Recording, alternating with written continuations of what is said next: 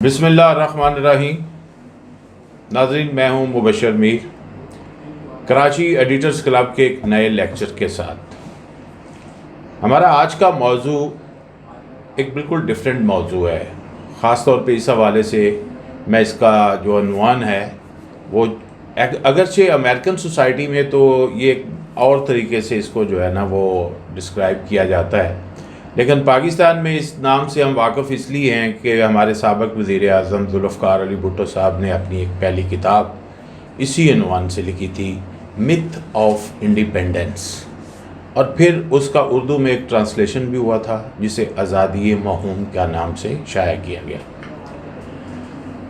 سوال یہ پیدا ہوتا ہے کہ انڈیپینڈنس، خود مختاری، آزادی، یہ کسی بھی قوم کے حوالے سے آج کی دنیا میں خاص طور پر، ماضی میں تو جو ہوتا رہا وہ قصہ پارینہ ہے، لیکن آج کی جو دنیا ہے اس میں یہ انڈیپینڈنس واقعی ہی کوئی حقیقت ہے، ریالٹی ہے، پرسیپشن ہے، یا اسی طرح ایک متھ کے طور پر ہی ہم اس کو لیتے رہیں گے؟ خاص طور پر جب ہم دیکھتے ہیں کہ جو دوسری جنگ عظیم کے بعد کا دور ہے، اس کے بعد کس طرح دنیا جو ہے اقوام عالم کے نام سے ایک ادارہ جو ہے وہ ہمارے سامنے موجود ہے، اور اس کے تحت جو بننے والے فائنانس کے ادارے ہیں، ورلڈ بینک ہے، پھر تجارت کے لیے WTO ہے اس وقت، پھر IMF ہے، ان کی موجودگی میں ایک کسی بھی ریاست کی خود مختاری، آزادی جو ان سے استفادہ بھی کر رہا ہے، اس کے کیا معنی ہیں اور کیا لیول ہے؟ اگر میں پاکستان کے حوالے سے بات کر رہا ہوں تو مجھے تھوڑا سا نوآبادیاتی دور جو برطانیہ کا دور تھا اس کی طرف بھی دیکھنا پڑے گا،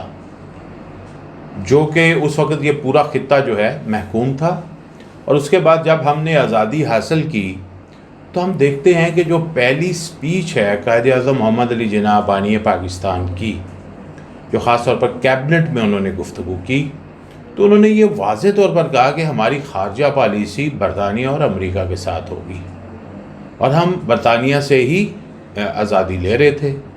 اور اس کے بعد ہم نے دیکھا جو پاکستان جو ہے وہ امریکہ کی امبریلا میں چلا گیا اور اس کے معاہدوں کا رکن بنا، پاکستان کو بڑا ویپن بھی دیا گیا، لیکن ویپن اس بنیاد پہ دیا گیا کہ ہم ان ہتھیاروں کو کمیونزم کے خلاف استعمال کریں گے، اور ہمارے ملک میں یہ ایک تصور ابھارا گیا کہ کمیونزم جو ہے وہ اسلام کے خلاف ہے اور پاکستان اسلام کا قلعہ ہے، لہٰذا ہماری بنتی ہے کہ ہم ان کے خلاف کام کریں۔ لیکن میں سمجھتا ہوں کہ اس وقت کے پاکستان کے حکمرانوں کو یہ کریڈٹ تو دینا ہی چاہیے کہ انہوں نے کسی کمیونسٹ کنٹری کے خلاف وہ اپنا اسلحہ یوز تو نہیں کیا، لیکن 65 کی وار میں وہ تقریباً تمام اسلحہ ہی انڈیا کے خلاف ہم نے استعمال کیا۔ پھر اس کے بعد جو 71 کا جب آتی ہے لڑائی پھر بھارت کے ساتھ، تو اس وقت ہم وہ لڑائی جو ہم نے 6 سال پہلے لڑی تھی اس کا ہمیں کہیں بھی اس طرح کا عکس نظر نہیں آیا، اور ہم اپنا ایک حصہ جو ہے اپنے سے جدا کر بیٹھے۔ اس کے بعد ہم دیکھتے ہیں پاکستان کے اندر ایسے لگا جیسے کمیونزم ہی آ گیا، کیونکہ پیپلز پارٹی نے اپنا نعرہ لگایا کہ سوشلزم کی طرف وہ جا رہے ہیں، اور بہت سے سوشلسٹوں نے ان کا ساتھ بھی دیا، انہوں نے ایک نام دے دیا اسلامک سوشلزم، اور نیشنلائزیشن کا عمل شروع ہوا۔ اور اس کے بعد ہم نے دیکھا کہ جو انڈسٹری پاکستان میں 2 دہائیوں میں ہوئی تھی، جس کو ایک بڑی ترقی تصور کیا جاتا ہے آج بھی، وہ ہماری نیشنلائزیشن کے ساتھ ہی ختم ہو گئی، اور پاکستان ایک کنزیومر سوسائٹی کی طرف بڑھنا شروع ہو گیا۔ اگر پولیٹیکلی ہم دیکھیں تو پاکستان کے اندر ایک افغان پالیسی کا آغاز ہو گیا، جو رشیا کے افغانستان میں آنے کے بعد پاکستان کی بالکل ہی انٹائرلی جو سچویشن تھی خارجہ امور کے حوالے سے وہ بالکل ختم ہو گئی، وہ بالکل تبدیل ہو گئی، اس طرح کہ ہم بالکل ایک ڈیفرنٹ سینیریو میں اس طرح چلے گئے کہ ہم بالکل مجبوری کے عالم میں ہر صورت جو ہمارے اوپر ایک ملبہ گر رہا تھا، اور آج 40 سال تک وہ ملبہ ہمارے اوپر جو ہے وہ گر رہا ہے، ہم اس ملبے کے اندر دھنسے ہوئے ہیں۔ اسی 40 سالوں میں پاکستان کے اندر جتنی کرپشن ہوئی ہے، جتنا نیپوٹزم بڑھا ہے، جتنی ڈیٹیریوریشن ہوئی ہے، اس کی مثال نہیں دی جا سکتی۔ انڈیپینڈنس کے حوالے سے ہمارے ہاں یہی سوالات اٹھتے رہتے ہیں،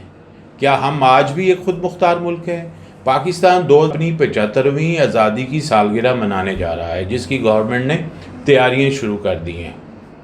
کیا اس 75ویں سالگرہ پہ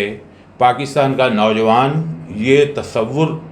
جو اس کے ذہن میں ہے کہ ہم ایک آزاد ملک ہے، اس کی حقیقت کو جو ہے وہ جان سکے گا؟ جو ابھی تک ہم نہیں جان پائے، یا ابھی تک ہم اس فروٹ سے استفادہ نہیں کر پائے کہ ہم کس حد تک جو ہے اس آزادی کے ثمرات سے مستفید نہیں ہو پائے،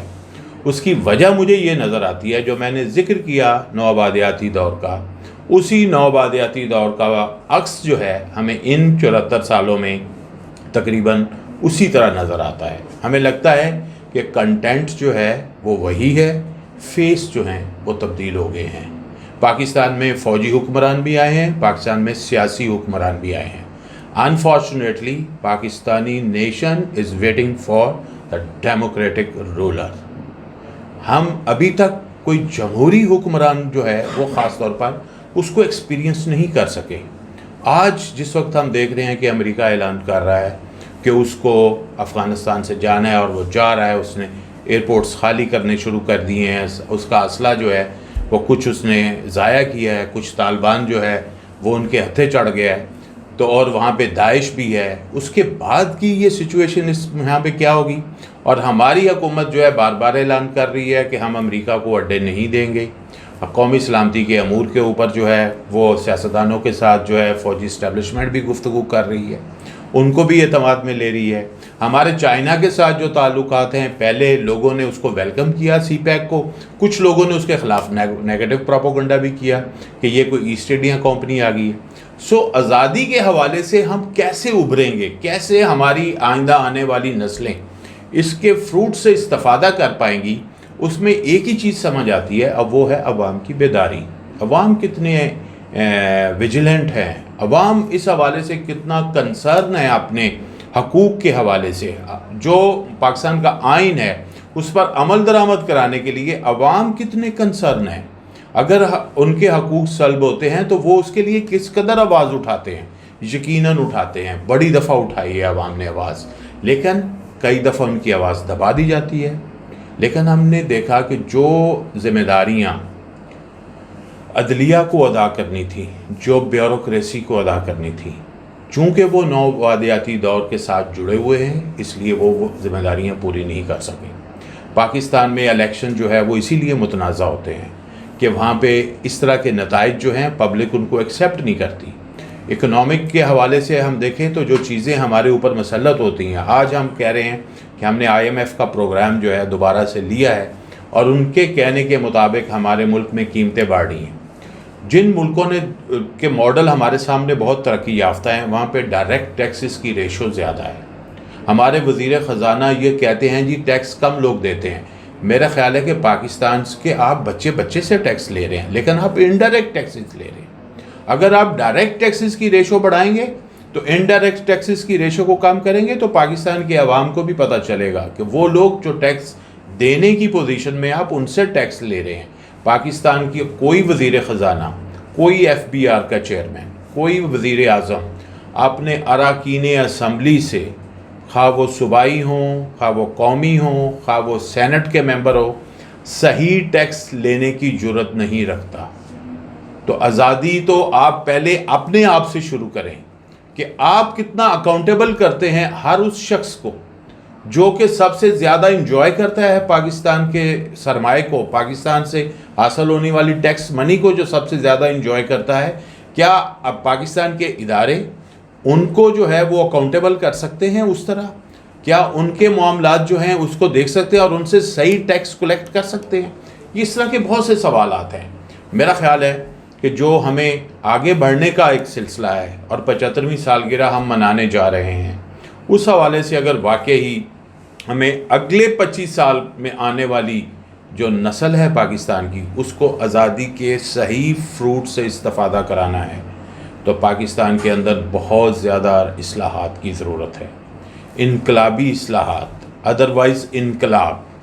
اگر ہم انقلابی اصلاحات نہیں کر سکتے، خواہ وہ انتخابی اصلاحات ہوں، سیاسی ہوں، اکنامک کے حوالے سے ہوں، ٹیکس ریفارمز ہوں، کسی لیول کی بھی اصلاحات ہیں، اور عوام کو اگر آپ پاور شیئرنگ میں نہیں دیتے، جو کہ بلدیاتی نظام ہے، اگر آپ ایسا سسٹم نہیں انٹروڈیوس کرتے جس میں واقعی ہی پبلک جو ہے وہ سمجھے کہ وہ بھی اس میں پاور میں حصے دار ہے، اس ریاست کے معاملات میں حصے دار ہے، پاور شیئرنگ اور ویلتھ شیئرنگ اگر نہیں ہوتی تو انریسٹ برقرار رہے گا، اور جو لوگ حکمران طبقہ ہے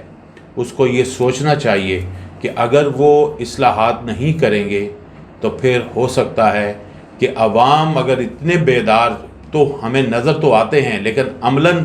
بھی اگر اس لیول پہ چلے جاتے ہیں تو پھر جن ملکوں میں انقلاب کے بعد کی صورتحال تبدیل ہوئی ہے، پھر پاکستانی معاشرے کو بھی اس انقلاب کی طرف جانے سے کوئی نہیں روک سکے گا، اور پھر ہی شاید آزادی کا صحیح سورج جو طلوع ہوگا۔ بہت شکریہ۔